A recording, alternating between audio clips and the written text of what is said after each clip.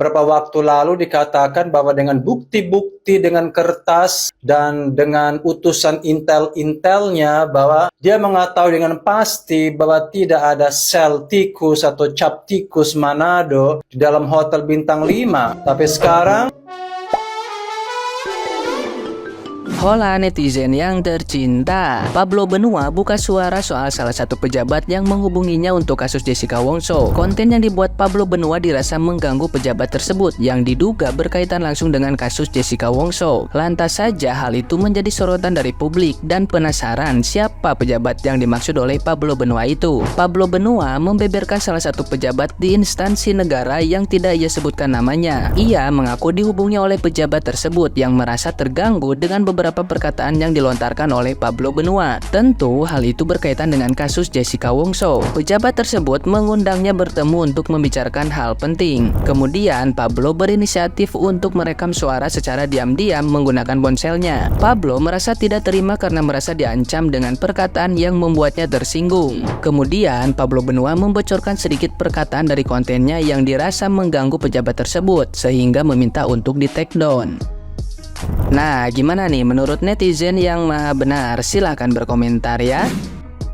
Influencer yang dimaksud ini setelah dia bilang bahwa nggak ada selfie, dengan bangganya bilang, wah saya sudah buktikan dengan tim investigasi saya juga lihat sendiri. Ini loh, ada orang yang sudah kesana sendiri, bahkan dia mengundang salah satu petinggi Polri bahwa Jessica benar-benar dimasukkan ke selfie atas perintah atensi dari penyidik. Ini loh, udah ada faktanya. Setelah itu dia ngilang guys, gak ada klarifikasi guys, gak ada permintaan maaf apalah, at least permintaan maaf lah. Apakah dia gengsi? Padahal kalau dipikir-pikir ya dia adalah salah satu anggota dari pertahanan kita gitu loh, dari TNI kita sendiri gitu loh. Nah ini bagaimana sikap kesatuan TNI menyikapi bahwa ada anggotanya yang seperti ini gitu loh, menebarkan hoax gitu loh. Orang seperti ini masih dipertahankan di kesatuan TNI gitu loh. Apakah ini tidak memalukan kesatuan TNI memiliki orang seperti ini gitu loh, menyebarkan berita yang tidak benar, menyebarkan berita yang bisa dibilang membawa citra buruk lah bagi kesatuan TNI. Menurut gue ini nggak pantas ada orang seperti ini di kesatuan TNI gitu loh. Seharusnya sebagai menjadi anggota bagian dari penegak hukum, dia harusnya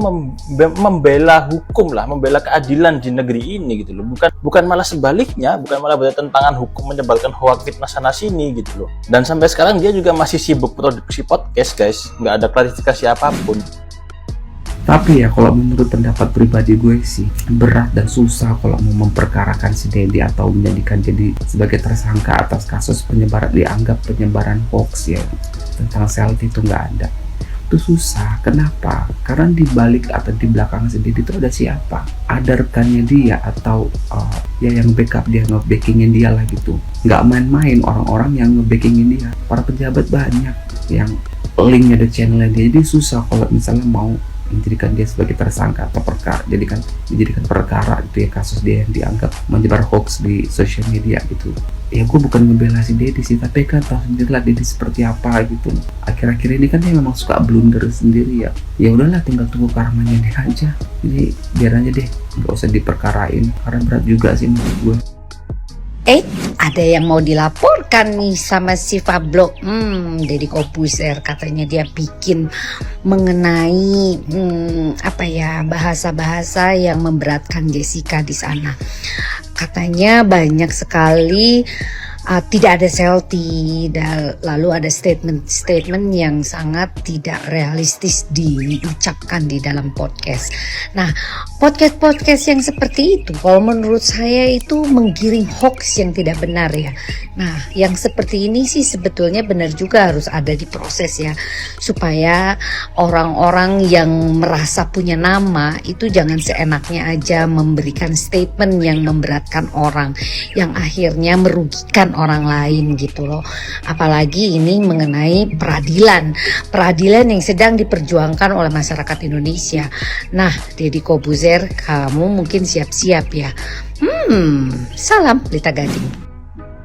Maaf ya, saya cuma bingung bukan karena mau kepo, tapi kan di dalam podcastnya berapa waktu lalu dikatakan bahwa dengan bukti-bukti, dengan kertas, dan dengan utusan intel-intelnya bahwa dia mengetahui dengan pasti bahwa tidak ada sel tikus atau cap tikus Manado dalam hotel bintang 5. Tapi sekarang ada wawancara dengan seorang mantan artis kondangan Konoha yang pernah masuk ke hotel bintang 5 dan menyaksikan bahwa ada sel tikus dan bertanya, harusnya kan kalau memang ada narasumber mengatakan ada sel tikus loh, harusnya yang punya podcast langsung lawan loh, saya kan punya bukti kemarin, nggak ada, bukannya ditanya-tanya. Dan karena juga banyak-banyak saksi di luar yang pernah masuk ke hotel bintang 5, mereka menyaksikan ada sel tikus dan cap tikus,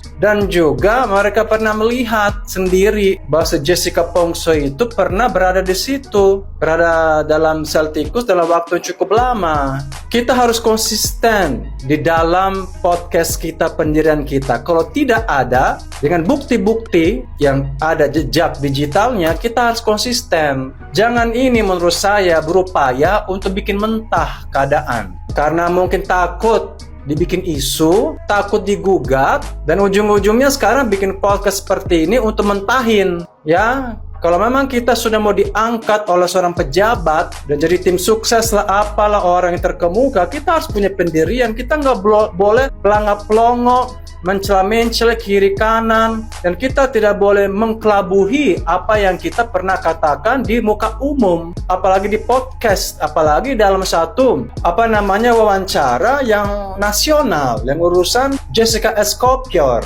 bahwa si Jessica itu nggak pernah masuk ke sel tikus karena tidak ada. Saya nggak suka kayak gini. Mau sepintar apapun, mau sekaya apapun, kalau ngomongnya nggak sesuai, saya nggak suka, karena pernah dilontarkan di publik. Nah, jika sekarang di-counter juga dengan fiti-fiti di publik, ya itu sah. Tapi kan ujung-ujungnya siapa yang berkuasa akan menang.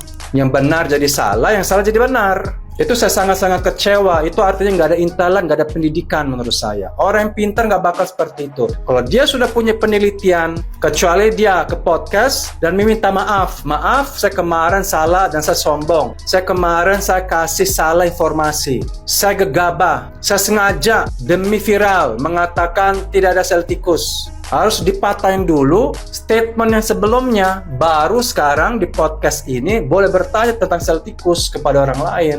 Jadi saya sangat gak respect mau siapapun itu orang. Kalau mencela-mencela kiri kanan gak jelas, mau itu presiden kayak, mau menteri kayak, mau siapa atau rakyat jelata, kalau ngomongnya gak konsekuen, saya gak respect. Kalau lo udah pernah ngomong di muka umum, bertanggung jawablah.